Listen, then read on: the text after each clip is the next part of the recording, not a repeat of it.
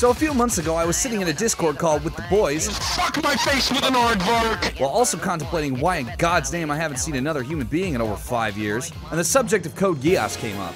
Now, if you're like me, who only got headlong into anime about 5 or so years ago, oh right, that's why, you'd probably be thinking something similar to me at the time, which was something like, okay, yeah, I could watch a 15-year-old title with tons of recognition and influence on the anime industry as a whole.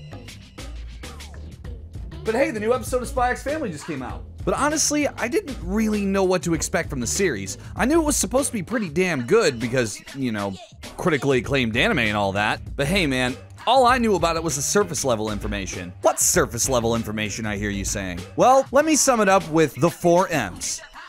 Trademark. The 4 M's are as follows: mechs, monarchs, maneuvering, and, memories. But I wasn't totally sure if it'd live up to the hype. In my experience so far, at least, old anime like this can tend to go one of two ways. They can either be even more amazing than I was expecting, or extremely overrated and a waste of my fucking time. Please don't kill me. Needless to say though, Code Geass was definitely in the former, because when all was said and done, I was left broken, destroyed, living in a cardboard box on the side of the fucking road, in tears.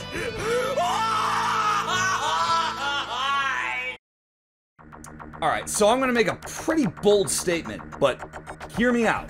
Until episode 8, Code Geass was kinda mid. Why would you say something so controversial yet so brave? Alright, I said hear me out. Jesus. The first few episodes were good, don't get me wrong. I mean, they didn't do anything bad per se, but the show just lacked that grabbing power that some of my other favorite anime have. Titles like Ghost in the Shell, Durarara, Akira, I'm a big cyberpunk stan in case you haven't noticed, all had something in them that immediately sucked me in the first few episodes, like the style, aesthetic, characters, or character designs. All of these things allow for a really good hook, and honestly, all Code Geass really gave me for those first few episodes were some decent enough mech fights, a main character who's presented to have galaxy brain and is pretty OP, which in this day and age is a pretty overused trope, and the obligatory 2006 orange-haired anime girl. No, not that one. Or that one? God fucking damn, yeah, that one. But by episode 8, I was fully invested. What makes episode 8 so special, you may ask? Well, eager viewers, before we get to that, we need to make sure we're all solid on the story so that this way you don't trip over the plot. Alright, so if you decided to watch the show for the plot and not the plot, hi, I see you're new here. We have cookies and punch by the door. And for those who've already watched it, I'll just make this quick for a refresher. In the distant, far-off year of 2010, the Holy Empire of Britannia just conquered Japan, becoming the dominant military power in the world, occupying 1/3 of the world's territory consisting of the entire Western Hemisphere, Japan, and a few other EU nations and other places that I can't really remember right now because it doesn't fucking matter. Our main character, Lelouch Lamperouche, who is actually the King of Britannia's son, and also self-proclaimed JoJo pose master. But he can't tell anyone that because it would take too long to explain that he was exiled because his mom was killed and his sister was paralyzed. Lelouch then confronted his father about his uncaring nature, and then Lelouch's dad was all like, okay son, so let me get this straight. You're telling me that someone just killed your mother and then paralyzed your sister and you had to watch the whole thing happen? Yeah, that's right. That's pretty neat. Oh hey, the new Spy X Family just came out. What the hell, man? You're just gonna let your wife and daughter die and not give any kind of a shit at all? Son, one day you're gonna realize that this was nothing more than a blessing in disguise. I only have room for one woman in my life, and that woman is Saber. Oh my fucking god, Dad! I can't even believe what I'm hearing right now. Everyone knows Sakura's best girl. Get the fuck out of my house, you little shit! Hey, is something wrong? You look deep in thought. Maybe Saber is best girl. Yeah, it'd be a little bit too complicated. Best to just keep your identity hidden. During the invasion of Japan, Lelouch vows to overthrow Britannia with his bestest buddy ever, Suzaku Kururugi, who he never has any issues with, ever. So now I bet you're thinking, Britannia? Oh, you mean like fictional Britain, right? I mean, kings, colonialism, hell, it's even got Britain in the name, right? But you'd be wrong. Mistaken. Incorrect. Inaccurate. Britain is actually a completely neutral nation that doesn't show up in this anime whatsoever. So then, who the hell is Britannia? Britannia is actually, get this, America. And if you think that sounds stupid and illogical, like, that is literally the furthest thing away from what America actually does and what it founded itself on, you're right. Now shut the fuck. Now we fast forward to the far off year of 2017. And the world is pretty fucked up. The government violently slaughters its own citizens for political stunts, terrorist attacks are a common occurrence in rundown areas, the world teeters on the brink of World War III with China and the European Union, and mechs are now the main weapon of war, being both used to suppress the people and for frontline combat. So needless to say, the story is only slightly inaccurate to real life. Our main character, Lelouch, finds himself caught in the midst of one of those aforementioned political stunts by Britannia and decides to put his unique skill of being good at chess, I guess, to good use, and takes control of a resistance movement by a local terrorist cell. And in an effort to keep this video under the 5-hour mark, I'm just gonna give you the broad strokes of that arc. Alright, and here we go. This is everything you need to know about the first arc of Code Geass in 8 points or less. Number 1, Lelouch accidentally finds himself caught up in an attempted terrorist theft of a chemical weapon. Number 2, the terrorists get caught and we find out Suzaku, Lelouch's bestest buddy ever, is actually a soldier for Britannia now. Number 3, after getting caught, the chemical weapon was activated, revealing a girl later known as C2, or CC for those who prefer, laying unconscious on the ground. Number 4, after trying to escape, Lelouch and C2 are caught again, and C2, trying to defend Lelouch, gets shot in the head. Number 5, before her dying breath, C2 grants Lelouch a mysterious power called Geass, which allows him to force anyone he makes direct eye contact with follow his orders, no questions asked. Number 6, he then uses said Geass power to steal a Sutherland model mech and take control of the resistance movement against these political stunts which have seen the deaths of thousands of civilians. Number 7, it turns out Lelouch is a good leader and is able to back Britannia into a corner. Number 8, at some point during this whole ordeal we are introduced to Lancelot, the prototype mech, which is significantly better, faster, stronger than any other mech on the battlefield. Are you with me? Are you with me?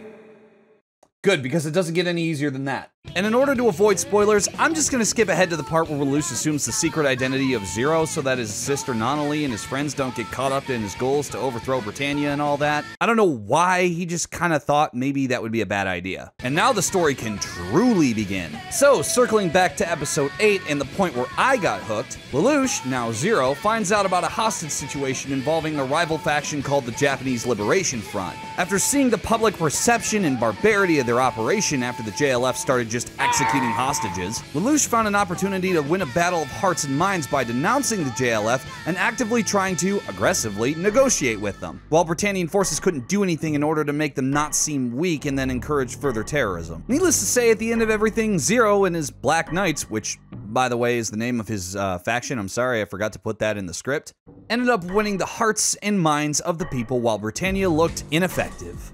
Political maneuvering like this absolutely hits my brain's dopamine receptors in all the right places. It reminds me a lot of Star Wars' Rebel Alliance, actually, who faced a lot of similar challenges and played the same hearts and minds game that the Black Knights do. And speaking of Star Wars, I just got one quick question to whoever wrote this. Why is every main character a Sith Lord? A Sith Lord? No, seriously. Almost every main character ends up turning to evil to achieve their goals of power. Even like the most righteous characters end up doing that.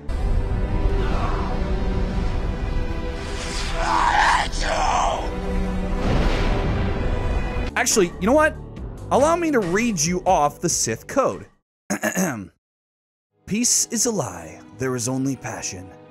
Through passion, I gain strength. Through strength, I gain power. Through power, I gain victory. Through victory, my chains are broken. The Force will set me free. So, excluding that Force bit there, does that not just sound like your boy Lelouch? Or not even just him, but like every single character in the main cast? I mean, Suzaku, C2, hell, even Nonali. They all end up turning to some stupid amount of evil to achieve their goal. This honestly ends up creating so many cool character dynamics, and combine that with the sheer amount of notable characters, it ends up creating a story with so many like twists and turns that it's kind of hard to keep up with, for better or worse. Yeah, as incredible as the story is, it's not perfect.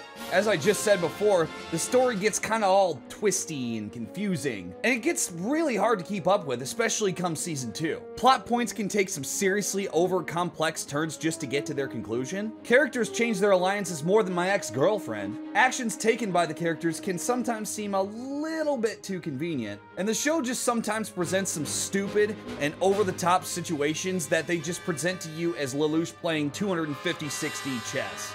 Who are you? Why, I'm Squidward. What kind of fool do you take me for? He's Squidward, you're Squidward, I'm Squidward! Are there any other Squidwards I should know about? Meow. But despite all the confusion, all the craziness, Code Geass offers a grandiose story full of engaging characters, interesting narratives, and satisfying conclusions. Just like Pizza Hut offers a large 3-topping pizza for only $12.95, characters that at one point may seem insignificant are recontextualized into having incredible significance. And despite the amount of times characters tend to change sides, much of the time it does serve to keep you guessing till the very end. And what an end it is. After everything is said and done, and you finally get to get an idea of what all the suffering and all the pain and evil was for, everything just starts to sink in, and I couldn't help but be moved to tears by the end of it. Every misstep taken, every major and minor death, every evil deed done, all led to this one moment at the very end, which I will not spoil because I feel that if for whatever reason you haven't watched it yet, you really should. I was one of the ones who slept on it for a long time, just debating whether or not it would actually be good, and my lord, my expectations were absolutely met and then some. So, in summary, Code Geass is an undisputed classic that many anime fans have come to greatly appreciate. It's had tons of influence on the anime industry as a whole, and continues to be one of the fan favorites to this very day. And despite the fact that it isn't perfect, it's absolutely experience that I know I will never forget. Hi, 3 weeks later, me. Do I look a little tired? I got a little bit of dark circles around my eyes. Yeah, it's because I just got done editing this video. It took me like 40 hours. I am so tired. Yeah, so I wanted to extend my most sincerest thank you guys for checking out this video. I know that this is a lot different than the stuff that I've done on the channel in the past. Like I said, it's been something I've wanted to do for a while. I really, really appreciate you guys checking it out. Also, please excuse the mess in the background of the video. Please don't fucking focus, please. Thank you. I am going to be moving here pretty soon. I do bring that up basically just to say that it may be a little bit before my next upload, solely because, again, moving sucks. And being an adult is totally fun and great, and I love paying bills. So if you guys would like to help me out, at least trying to start paying bills, you can do me a real good favor and just hit the like and subscribe button. Do you like that little shameless plug there? Man, I feel like a real YouTuber. But yeah, again, thank you guys so much for checking out this video. Really appreciate it, and for those who've stuck around to the end, there's something I wanted to say in the video that I forgot to say. Colin Master Race. Anyway, bye.